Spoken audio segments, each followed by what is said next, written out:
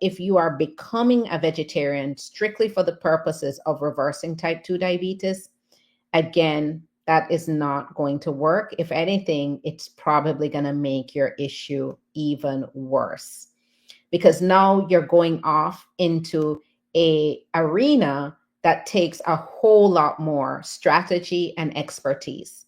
So for those of you who are already vegetarians and you're struggling with prediabetes, you should definitely seek additional expert care, because as a vegetarian, you are prone to making things worse just from compensating for animal proteins. You are now taking in things, foods that are going to make your blood sugars worse, and you might not realize it.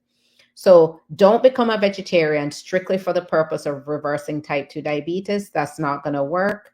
And if you are a vegetarian, you definitely should be getting additional help, because you can get into some trouble just trying to stay off animal proteins and fix your blood sugars at the same time. So again, have the right strategy. That is going to get you far.